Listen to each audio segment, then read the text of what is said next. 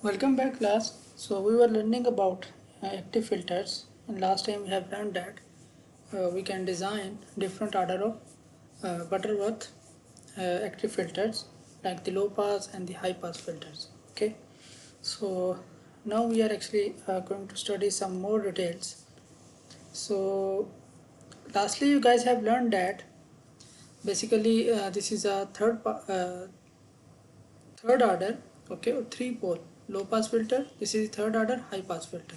Okay, so last time I told you basically there is a fixed relationship design equations for these values. For example, here this is C1, our C is 3.546, right? And this is C2, our C, this is basically 1.392, and this C3, our C, this is 0.2024. So there is a general table for the table designs, okay, and we can find these like component values depending on the order of the filter. For example, for the third filter, so if we talk about for the low pass filter, so the C values are basically coming for the low pass filter and the R values are coming for the high pass filter. Okay, so for the third order low pass filter, the value of the ratio of C1 over C is 3.456. The value of C2 over C is 1.392. The value of C3 over C is 0.24. Okay. Similarly, like if you talk about the high pass filter, now here the value of R over R1. So if you see here, the value of R over R1, it is 3.546. Okay, the same value. Okay, similarly the value of R over R2, the same coefficient value. This value of R over R3, same coefficient value. Okay. So similarly, like for example, if you want to design a fourth order filter, okay, so these will be the coefficient values. Okay, for example, you can see here, okay, C1 over C 1.082, okay, C2 over C 0. Okay, now this is the like the first cascaded, okay, two pole filter, and then this is the two pole. For this two pole, this will be the values. Okay, so C3 over C 2.613, C4 over C, like that. Okay, so similarly, we can design any order of filter. Okay, for example, if you want to design 10th order, so that will be the two pole filter, then two pole, then two pole, then two pole, and then two pole. Okay, so by following this configuration, we can design any order of filter here. Okay, so we have learned about the Butterworth filter. Okay, and the Butterworth filter usually have a flat response. Okay, and usually the roll off or turn like the attenuation is at the rate of 20 dB per order of the filter. Okay, we also have another kind of filter which is called Chebyshev filter. So Chebyshev filter is basically we have some ripples in the pass band. Okay, it will be like this one. Okay, so in the Butterworth we have a flat response. Okay, but in the Chebyshev we have some attenuation, some ripples in the pass band. So like if this attenuation level is within 0.1 dB, so this is the design table for that. Okay, and if this attenuation level is different, then the design table will be different for that case. Okay, so from basically these design tables we can design any kind of filter whatever we like. Okay, quickly examples, couple of examples. So for the 0.5 dB, okay, this is the design table. Okay, for all cases. Okay, so we can design whatever we like. Okay, so if we summarized, okay, so summary we will see this in live session. Okay, what is the summary for the Chebyshev? Okay, so the last part of this lecture is basically oscillators. Okay, we have learned about active filters, so now we are going to learn about oscillators. So what are basically the oscillators, how we can design them? Okay, so that is the focus objective of this part of the lecture. So oscillator is basically an electronic circuit that generates a periodic waveform on its output. That you have some circuit and its output is a periodic waveform, for example sine wave. Okay, for example a square wave. Okay, a circuit which actually generate a periodic output waveform without an external signal source. Okay, that is called oscillator. So basically a circuit which is self-generating a periodic output waveform, it's called oscillators. Okay, you are not supplying any input to it. Okay, that this input is being converted to this output, not, no. Okay, it is self-generating this output waveform. Okay, so such circuit is called basically oscillator. So usually in such circuit we usually just supply the DC. So basically DC is converted to the AC or the periodic signals. Okay,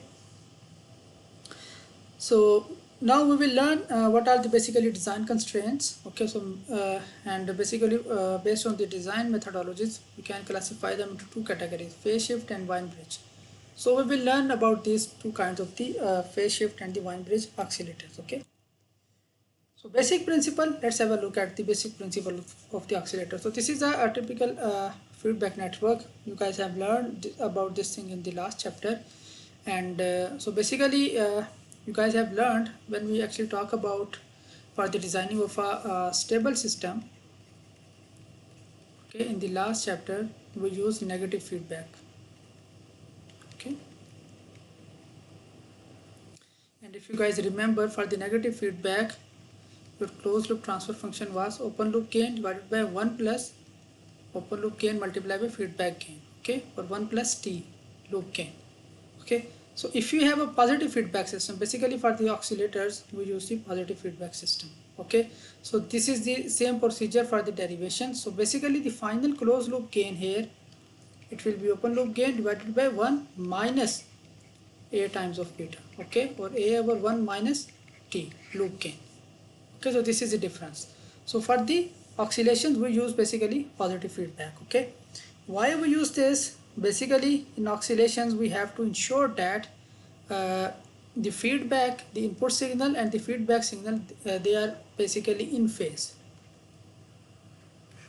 Okay, but their phase angle is 0.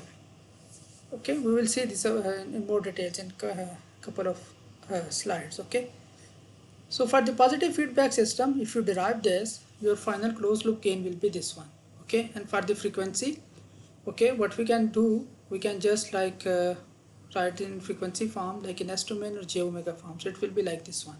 Okay, now basically from this, okay, we have to actually devise some conditions for the oscillations. Okay, like if you guys remember, for the stability we devised some conditions that the transfer function magnitude, okay, this transfer function magnitude, it should be less than 1 or 1, and angle should be, angle of transfer function should be less than 180 degree. Okay, that was the stability condition.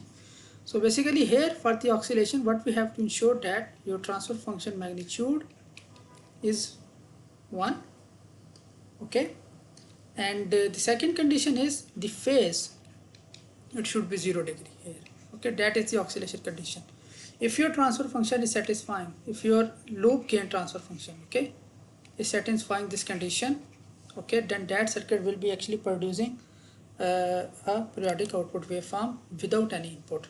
Okay, for example in this this is your closed loop gain, and if you put transfer function is equal to 1 here, so okay, so it will be 1 minus 1 0 infinity. Okay, so basically closed loop gain will become infinity, and closed loop gain is basically what? V out over V in. It means we will get a finite output. Okay, V in multiply with infinity, so we will get a finite output here. So even if you do not supply any input or very small input, okay, you will get a finite output. Okay, finite output means you are basically getting a periodic output waveform, okay, without even supplying the input. Okay, so that is basically the condition of the oscillation. Okay, and the second condition is that the angle of the transfer function, the loop gain transfer function, it should be 0 degree. Okay, if these two conditions are met, your circuit will start operating as an oscillators. Okay, the typical condition for the sinusoidal oscillation, so basically the condition which I am telling you, the transfer function should be equal to 1. This is typically for the sinusoidal oscillation, and this criteria is basically known as Brock-Husson criteria. Okay, this is known as Brock-Husson criteria. Okay, and the loop oscillators. Okay, so for example, if you want to generate a particular frequency oscillations, okay, so at that frequency your loop, the angle, the phase should be 0. Okay, the second condition is at that particular frequency your phase angle should be 0 degree. Okay, so if these two conditions are met, your circuit will start operating as a oscillators. Okay, so we will see the more details about this concept and the relevant example in the live session. Thank you very much for your time.